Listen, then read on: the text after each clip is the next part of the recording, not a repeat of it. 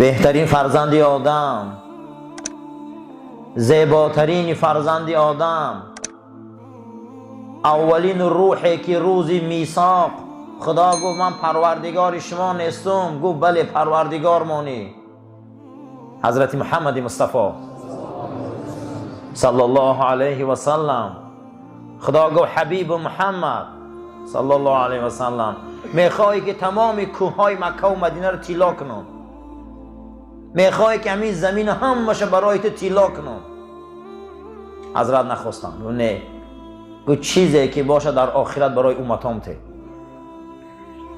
اگر حضرت میخواست تمامی همین کوه ها رو خدا طلاش میکرد. بهترین فرزند آدم بود. برای ما نصیحت کرده است که نفساتون بای گیره، نفساتون با دولت گیره. حضرت سعدی ارواحش نمبرون که در یک داستانش میبیاره، میگه گربه در وقت موش قپیدن خش شیر میگرفته.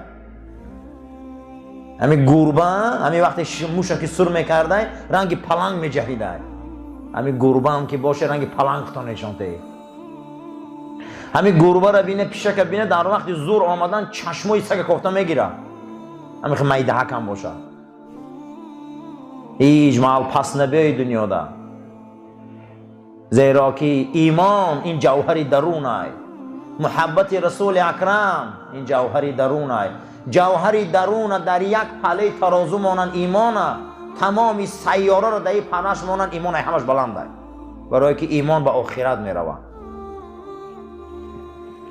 و من یستغنی، کسی که اگر خش بای گیره، چشمش سیر گیره، با وجود فقیرم باشه چهرش بلند گیره، خداوند او را بای میکرده قلبش.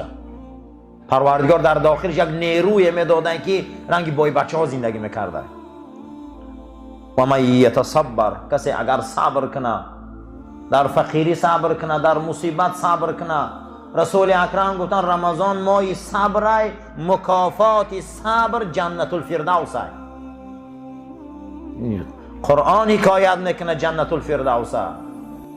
کیان امتی محمد صلی الله علیه و سلم؟ قرآن میگه یریثون الفردوس، اینها وارثای فردوسن. الحمدلله ما وارثای فردوسیم که در بین جنت، جنت الفردوس در بین عرش رحمان است. ما وارثای اویم. کسی اگر صبر کنه خدا او را در صبر یاردم میکنه. کسی اگر صبر میکرده خدا او را در صبر یاردم میکرده. حضرت بعد از او فرمودن و ما اعطا احد، یگان چی را برای شما سر ثواب، یگان چی را برای شما سر عمل و یگان چی را برای شما فایده بخش مثل صبر ندیدم. امتم صبر همیشه کنه. صبر چیزی بزرگ است. صبر نمک ایمان است. صبر نمک ایمان است. معنی صبر چه؟ لجام کردن. در بسیاری حالات آدم باید خش لجام کنه. الحمدلله صبر، نفس غنی گرفتن از همه چیزی بزرگ. همیشه کوشش کنیم از خدا طلب کنیم. همیشه دعا کنیم که خدایا ما را محتاج مخلوق نکن. اگر کردی گدای خودت کن، اگر کردی طالبنده خودت کن، اگر کردی همیشه سرخم خودت کن. غیر خودت در کسی گردن فراوردن در طبیعت ما نمیبرداره. این دنیا نه که به این نمیشوه. میگه خوشا به حال انسان هایی که این تعلیمات رسول اکرم فهمند صلی الله علیه و سلم. امیرالمومنین فاروق اعظم پرسیدن که حضرت یگان کسی اختم بزرگ دیدگی در زندگیتون؟ گفت بله دیدم. گفت کی؟ گفت در زمان خلافتون. گفت کجا ده؟ گفت مدینه منوره ده. گفت کیای او؟ گفت بازاری حمال ها، گروزچیکا. گفت چیکار میکردن؟ گفت حمالی میکردن، بار میکشیدن. یک روزی خلافتون بود که خلیفه تماشا کردم میرفتم که من نمیشناختن. یکی شناختن من. دیدم که در بازاری همون بارکشا همشان شیشتیان. بسیاری آدمای فقیر و بارکش آدمای ساده میشن، آدمای خوب میشن. و یا نه پروای سیاست دارن، و یا نه پروای بخیلی دارن، و یا نه پروای یگان کاری دیگر دارن، و یا میخه پروا دارن که تا بگره یا نون کار کنن. بی ضررترین آدمان همینا هم. باور کنید شما بی‌ضررترین آدم در ساختمان ها هست. ما در ساختمان ها بودیم، باور کنید خب آدمایی بودن هر یک موعظه تا روز گریه میکردن زمان ها بود. با هم کمتر آدم با پایانتر میبیایی، آبادیتر میبیایی، آدمای نفسدی میبیایی، تمام فتنه رو با در همینو میبینی. همین آدمای دل شکسته همو جا آدم میشوند. پیشتر بزرگان میگفتن که ایمان و عمل در کوهستان کو. اما آدمای کمتر با همین روشنی و همین پیشروی دورتر باشند، همه گیره میکنن برای کمتر یک امر معروف. همه دلای صاف دارن، همه عشق علاقه دارن. و میگه دور آمدم بینشان در شیشتم که همشان استادگی. کمی قدشان صحبت کردم، بیرون برآمدم، در بینشان یک تاش با خرابینه با همین کیسه میگه انداختم، 3 تنگه طلا بود، در کف دستش پرتافتم. بعد رفتم میگه حضرونی بازار خبر گرفتم، در زمان خلافتم بیرون میبرآمدم که سیله از حمال ها، همین باربردارا، گروسچیکا جمع شدیان و بینشان جنجال دارن. پیش میرن میگه اما همه ضعیفتر و فقیرترشان همو بیچاره با رفته همین 3 تنگه طلا رو در صرافخانه در ولی و تا معده کرده آورده با همه تقسیم داره. و پیش آمدن گفتم آخه تو خود نانی خوردن نداری، تنه در لباس نداری، من برای تو دادم این 3 تنگه را که تو 3 ماه زندگی تا گذرونی. یا تنگه چی با بین اختان تقسیم میکنی؟ اینا این هدیه خودت بود. گو امیر المومنین نوری چشم، رحمت برای حرمت ما قبول داریم، خدا خیر قبول کنه. او اما یک روز ما در حضور رسول اکرم شده بودیم، همین گروه همین بارکشا، ما همون زمان صحاباییم. حضرت گفت که روز قیامت من دعا میکنم که خداوند من در بین فقیرای صبر کننده قرار دهد و شفاعت من اول برای مردمی فقیر صبر کننده رسه. من این دولت گو به 3 تنگی تو نمیفروشم، ما همینا رو تقسیم میکنم. من همون حدیث ایمان دارم، میخواهم که فردا در جنت در مجلس ما باشه رسول اکرم و همون ای خودم بالا دانستم که یک فقیری که صبر میکنه در راه شریعت، طاقت میکنه، روز میشه و امیرالمومنین گریان میکنه. روز میشه و امیرالمومنین میگه که من خودم بزرگ دیدم. روز میشه و امیرالمومنین در حیبت او میترسه. اینه بینن که انسان وقتی صبر پیشه میکنه در راهش، طاقت پیشه میکنه در راهش، وقتی در راهش استواره میدانه که آخرت همین خیلی روزه، بین که امیرالمومنین روز او را وصف میکنه، گریه میکنه که من خودم همو را بالا دانستم.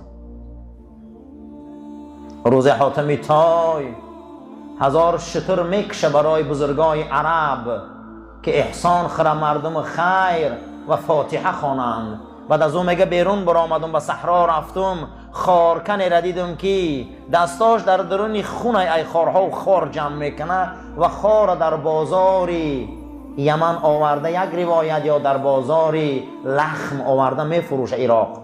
بعد از او حاجت چمه برآورد میشناختمش، گفتم خارکن امروز حاتمی تای 100 شتر کشته برای بزرگای عرب نام داده، چرا ترا نمیبینم که در دسترخوانی او بخوری و آشامی و راحت کنی؟ میگه سر برداشت و گفت همین یک درزه خاری را میبرم در بازار میفروشم 4 تنگه به از حکمت حاتمه.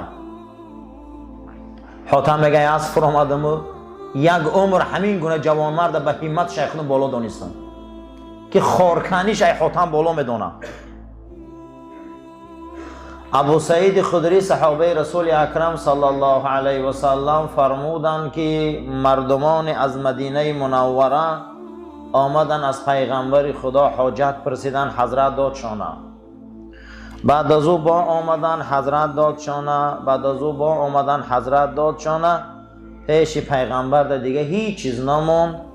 بعد از او پیغمبر خدا صلی الله علیه و سلم گفت یگان چیز از غنایم صدقه دیگه هیچ نمونده که ذخیره باشه شماها دادیم، هیچ نمونده. گفت بعد از او حضرت گفت کسی که اگر همتش بلند گیره خدا او را یاردم میکنه. الحمدلله. همین به خاطر دنیا بشه گدو نشوی. پیغمبر همو رو تنبیه دادن که پس نشوی، خب اومدن میگیره. اگر کسی عفت پیشه کنه، گو همت پیشه کنه، خدا او را عفت میتیه، خدا او را یاردم میکنه در غیرت. همین بعضی آدما گشنه‌شون سیر گرفته میگردن، اما خدا یاردمشون میکنه بود. اما پیغمبر همین خیلی جنجالشون کرده، با اومدن میگیری و خیلی خیرگی کرده. همین بعضی آدما دستی گدایی دارن، همین دستی گدایی را بلند میکنی به خبره که خدا آبروت میگیره. حضرت میگه در جواب گفتن که و من یستعفف یعفه الله، کسی اگر عفت پیشه کنه، همت پیشه کنه، جوانمردی پیشه کنه، خدا او میتیشه. و من یستغنی یغنیه الله، کسی اگر خش بای گیره کو خدا بایی میتیشه. کسی خش اگر همین نیت چه بای گیره و چشمش سیر گیره و استخوانش پر گیره و دیدش دیدگی گیره، با خدا همین خیلی نیرو را میدادایشه. بعضی آدما هیچی ندارن که همتشون بلنده، به خدا قسم. بعضی آدما تمام دنیا دستشون ده با قلای کنه کیسه میکوان. به خدا قسم میگم اینا را استخوانشون پسته. تارتنک باری در 10 جا دام ماندگین با امیر روز ممکن شد تا ان روز فکر میکنه که با کجا پگه پول یابیم. برای همین چی باید استخوانشون پسته یاخی. ای خدا طلب کردن در کنه، خدا استخوان تا سیر کنه، خدا چشم تا سیر کنه، خدا چیزی تا سیر کنه. اینه بیننده تمام دنیا در دستشونه، دو چشمشون در نفت دولت‌های اسلامی هست که همینجا نفتاشون برین. او قد دنیایی که او دارن، همین قد دنیایی دارن که یک انسان با یک پیاله چای خیر نمیتین. 33 تا یک تا یا 333 تا ثروتمند دنیا هایی که در حساب کردن ثروت اونها دهن در میکنن. یگان مراتبه پدراشون در خانهشون چای دادگی نبیدیم، فقط آشخانه دوارده چای میدادیم. خدا آدم افنین پیغمبر میگه شما از خدا بایی نه، بایی درونی طلب کنه که خدا استخوان تانه سیر کنه، خدا چشم تانه سیر کنه. باور کنه بسیار اینا رو ثروتاشون در ثروتا ده حساب کردن بایگری اینا ده دهن در میکنن، نه که اگر با بینن یگانجا کمتر آواده با همونجا هم دویده میگیرن، نمیدونن چیکار کنن. چی با سبب چیه؟ میگه این چشمی تنگ دنیا دارا یا قناعت پر کند یا خاک گور. همین چشم مایده حکه این دنیا داره اینه که تنگ که همین میخوان که همین تمام همین سیاره در درین همین باشه، انا میخوام میفروشم. اگه حضرت سعدی ارواح شما رو با تربیت خوب منمیتیه در این رمضان با خدا جاشه به ایش کنه وصل میکنیم که اگر این چشم یا قناعت میکنی سیر میشی، صبر میکنی، یا چی؟ یا خاک گور سیرش میکنه. و اما من اعطا و اتقا و صدق بالحسنا، این افطار تیار خدا میگه من ایمان میتیم که میگن رسول الله حقه. کدام وقت ما از شک خلاص میخوردیم؟ کدام وقت ما ایمانی به قیامت پیدا میکردیم؟ کدام وقت ما میگیم که رسول الله حقه، دین حقه، قیامت حقه، همش حقه؟ خدا میگه تا احسان نکنی نمیتیم تو نیرم. میته یچی میته میگه احسان میکنی، خیر میکنی، ای پستی مردگی کسافتی میبروی. میته میگه یچی با من شما ده چی میکنم؟ و صدق بالحسنا. شما میخزه میگه حقی آینده ما روشنه، حقی. این وقتی این خیل کشید میگه فسنیسره للیسرا، این آدم رو میگه این هفتهشانه ای هفتهشان زور میکنم، این ماهشانه ای ماهشان زور میکنم. همین خدا میکنه یا نه؟ مرده نشوه، پس نشوه، گوش نچش نشوه. وعده داده است که این روزتانه ای روزتان خوب میکنم. شما میگه کنی همین کاره، همین بین آدمای میدادگی رو بینه که چقدر دولتاشون زیاده، همین آدمای دستکشا رو بینه که چقدر دولتاشون زیاده. فسنیسره لیلیسرا، من میگم من این ماهتانه ای ماهتان زور میکنم، این سالتانه این سالتان زور میکنم. و اما من بخیل و استغنا، آدما میگه بخیلی پستی میکنن، خیال میکنن میگه و استغنا بای میشیم. نه والله هیچی نمیشی، هیچی نمیشه قسم به خدا. و در نظر خودت میتوهمو استغنا. بعد از اون میگه وقتی پستی میکنن، بخیلی میکنن، مردگی میکنن. من نمیبینده در همین ما دارنده های داریم که خیلی خوبن، یگان کاسه افطار برای رمضانی ندارم. من 10 روز مای جوان مردی میمره از خانه اینا یک کلچه نمیبره، لیکن 24 ساعت و 12 ماه و انمی قدر مقصد که سالش خودی کار میکنم. برای کی میکنه موقع مینا و برای کی کرده اینا را و بعد مردن با ترکه بده یک سوزن بین وارثا با تقسیم میکنن. یا سوزن اگر یک سوزن تقسیم نکرده منعم مرده خیر احسان هیچ قبول نمیشه.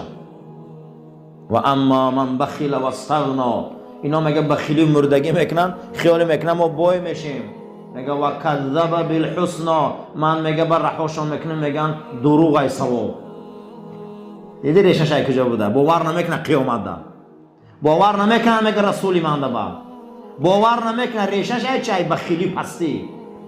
فسنیسره للعسرا، این هفته شون میگه ای هفته شون بد میکنن، این ماه شون ای ماه بد میکنن. بعد تماشا کنه اینا میلیوناشون دیگه آدم خورده میرن، میلیوناشون در دست دیگه آدم مونده میره و یا میمرن میلیون سوماشون در دست انموهای سری جنازه ویده جنجال اگه پولی مرابطی هم تا میمونه میره. فسنیسره للعسرا، شما میگه حساب نمیکنی کارو را، شما عمر حساب نمیکنی. خلیفه هامون چگونه بودن؟ سلطان صلاح الدین ایوبی جهان مسیحیت لرزان، هم خیلی لرزان، کرلی کبیر به زانو آورد. شبا میخیسین یتیما و بیوزنا که یک دانه نان بالاشی قمس کرده دهنی در کسی مونده نمیدونن اکیه. همون روزی که سلطان میمره این عملا میمره. وقتی مردشوار روایت میکنن که کرتش برو آوردیم 2 پیبند سیاه میگه در کفساش بوده، همیشه تا روز یتیم خانه ها و صغیره و بیوزنا در نان میداده، کسی نمیشناخته که ایوبی بوده. و یا به این دعاها مسیحیت لرزاندن. شکر خدا امروز ما دارنده هایی داریم که ای قارون زورن، ولی سلطان صلاح الدین موندگی ای قارون زورن، لیکن هیچ به هر حیمت های پس دارن، بسیار پس، استخوان های گشنه. و یا اون خیل بدن که مسیحیت لرزاندن، اما اینا غلام مسیحیان. اللهم لك صمت و بك آمنت و علیک توکلت و علی رزقک افطرت. آمین یا رب العالمین.